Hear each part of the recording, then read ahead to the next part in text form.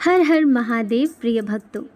एक दिन माता पार्वती जब आकाश मार्ग से कहीं जा रही थीं, तो उन्हें एक परिवार की स्थिति देखकर उस परिवार पर दया आ गई और माता पार्वती ने भगवान से अनुरोध किया कि प्रभु, आप तो सर्वशक्तिमान हैं, आप इन पीड़ितों का कल्याण क्यों नहीं करते। भगवान शिव उत्तर में केवल मुस्कुराए और बोले, देवी, ये स्थिति उनका प्रारब्ध है, फिर भी आप जैसा कहें वैसे मैं इनको सहायता प्रदान करूंगा। माता पार्वती के कहने पर भगवान शिव उनको एक एक वरदान देने पर राजी हो गए। भगवान शिव और माता पार्वती परिवार के समक्ष प्रकट हुए और सबको अपनी इच्छा अनुसार वरदान मांगने के लिए कहा। महिला और उनका परिवार ये सुनकर बहुत खुश हो गए। सबसे पहले महिला ने वरदान की याचना की और बोली, भगवान, आप मुझे दुनिया की सबसे सुंदर महिला बना दे।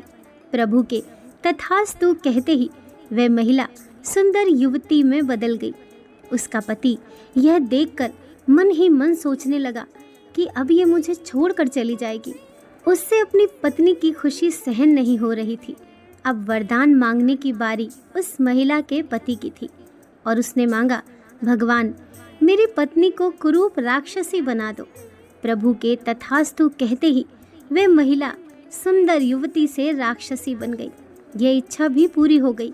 उनका बच्चा अपनी माँ का रूप देखकर रोने लगा। उसे वरदान मांगने को कहा तो वह रोते रोते बोला, भगवान, मेरी माँ जैसी थी उसको वैसा ही बना दो। उसकी माँ अपने असल रूप में वापस आ गई। तीनों वरदान भी मांग लिए गए, पर स्थिति वैसी की वैसी ही रही। वहां से लौटते हुए भगवान शिव ने माता पार्वती से कहा, हम चाहें तब भी मनुष्य के भाग्य को नहीं बदल सकते।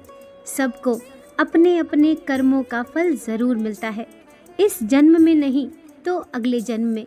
भगवान शिव कहते हैं कि मैं किसी के भाग्य में हस्तक्षेप नहीं करता। जैसा मनुष्य का कर्म होता है वैसा ही उनका भाग्य बनता है।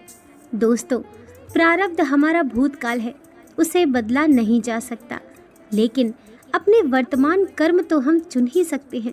इसीलिए वर्तमान में हम जो भी कर्म करते हैं उन्हें सोच समझ कर करना चाहिए। एक अद्भुत कवि संत थे जिनका जन्म कर्नाटक में हुआ था। उनका नाम था दासी मैया।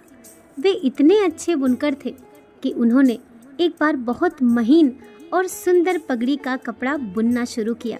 बुनते बुनते उनका पूरा 1 महीना लगा। आखिर उन्होंने वह कपड़ा बुन ही लिया, और क्योंकि उनकी कमाई भी इसी से ही होती थी, फिर एक दिन वे उसे बेचने के लिए बाजार ले गए।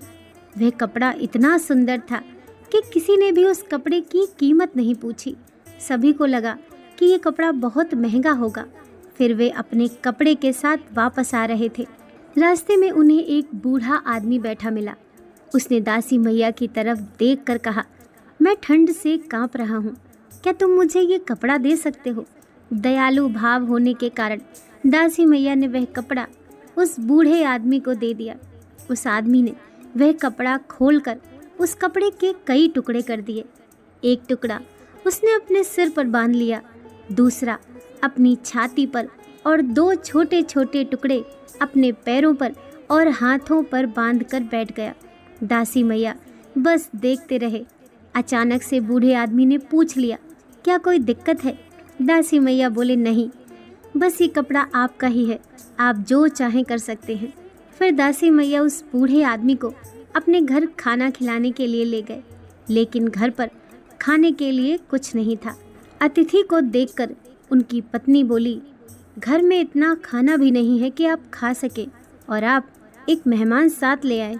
दासी मैया ने फिर परेशान होकर कहा, चलो मेरा छोड़ो, घर में जो भी तिल फूल है उसे बना कर ले आओ। तो फिर क्या था, अपने भक्त को ज़्यादा देर असमंजस में देख नहीं पाए। वे बूढ़ा आदमी और कोई नहीं, वे भगवान शिव थे। वे दासी मैया की हालत देख अपने वास्तविक रूप में आ गए। फिर भगवान शिव ने एक मुट्ठी चावल उनके अनाज के बर्तन में डाल दिए। वह बर्तन अक्षय बन गया, भाव जिसका कभी अंत ना हो। उस बर्तन में फिर कभी भी अनाज खत्म नहीं हुआ, यानी वह कभी खाली नहीं हुआ। दासी मैया और उनकी पत्नी ने उस बर्तन से बहुत से लोगों की मदद की, यानी बहुत से भूखों को खाना भी खिलाया और स्वयं भी उससे ही भोजन पाया। उनकी भक्ति कविताएं और उनकी अनुपस्थिति ने कई लोगों को रूपांतरित किया और कई लोगों का हृदय परिवर्तन किया। इस वजह से लोग दासी मैया को देवरा दासी मैया कहने लगे। देवर की भाव अर्थ ये है कि जो ईश्वर का है। भोलेनाथ को पाने के लिए कुछ ज़्यादा जतन करने की भी ज़रूरत नहीं पड़ती। दोस्तों, कहानी पसंद आई हो तो वीडियो को लाइक कीजिए, चैनल को सब्सक्राइब कीजिए। मिलते हैं नेक्स्ट वीडियो के साथ। हर हर महादेव।